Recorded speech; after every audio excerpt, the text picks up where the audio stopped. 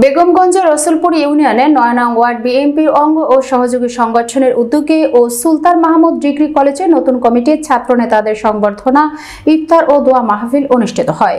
Word বিএনপির সভাপতি Jalaluddin জালালের সভাপতিত্বে ও বেগমগঞ্জ উপজেলা ছাত্রদলের যুগ্ম আহ্বায়ক গিয়াসউদ্দিন রনির পরিচালনায় অতিথি হিসেবে বক্তব্য রাখেন ১৩ নং রসুলপুর ইউনিয়ন বিএনপির সভাপতি মোহাম্মদ মনিরউদ্দিন মনির, সাধারণ সম্পাদক মোহাম্মদ নূর নবী।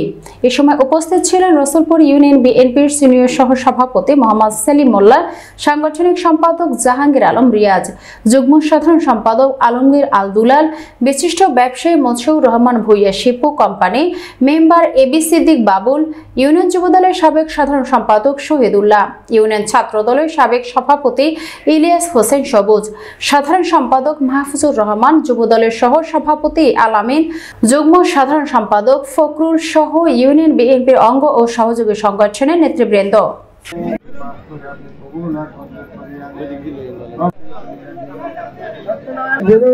ইনশাল্লাহ আগামী দিনে একে একে হাতের সাথে হাত মিলে সবাই মিলে হাতে হাত মিলে কাঁধে কাঁধ মিলে কাজ করবো।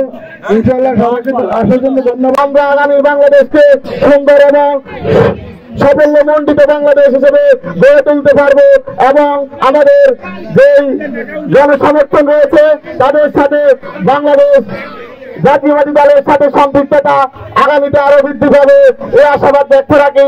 এরপরে আপনাদের মাঝে বাংলাদেশ জাতীয়তাবাদী দলের কেন্দ্রীয় কর্মসূচির অংশ হিসেবে ১৩ নং রসুলপুর ইউনিয়নে আমরা ৯টি ওয়ার্ডে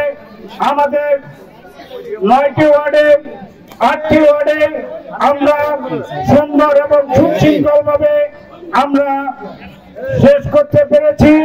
আজকে আমাদের ইউনিয়নের ৯ নং ওয়ার্ডের ইফতার পার্টির মাধ্যমে আমাদের ইউনিয়ন ইফতার পার্টি এখানে সমাপ্তি করছে।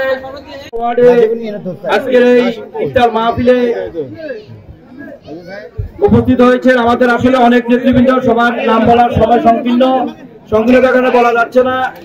শুধু আমার রসুলপুর ইউনিয়ন বিএনপির সংগ্রামী সাধারণ সম্পাদক জনাব নূর নবী চৌধুরী সহ আমাদের এই মঞ্চে যারা উপস্থিত আছেন সবাই উন্মুক্ত আকাশের নিচে বসে সবাই একত্রিত হয়ে ইফতার করতে পারতেছি। এর জন্য আমরা আল্লাহ দরবারে লাখো কোটি শুকরিয়া আদায় করা উচিত।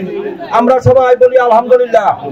আমরা দীর্ঘ বছরে এই ধরনের ইফতার মাহফিল করতে পারি নাই, করতে দেয় নাই, দেওয়া হয় নাই, যার জন্য আজকে আমরা উন্মুক্ত আকাশের নিচে বসে ইফতার করার সুযোগ পেয়েছি। এর জন্য আমরা আবারও শুকরিয়া আদায় করি। তার পাশাপাশি এই সিয়াম সাধনের মাসে আমাদের একটাই কথা, আমরা কোন রকমের হট্টগোল, হানাহানি, দাঙ্গা হাঙ্গামার ভিতরে যাব না।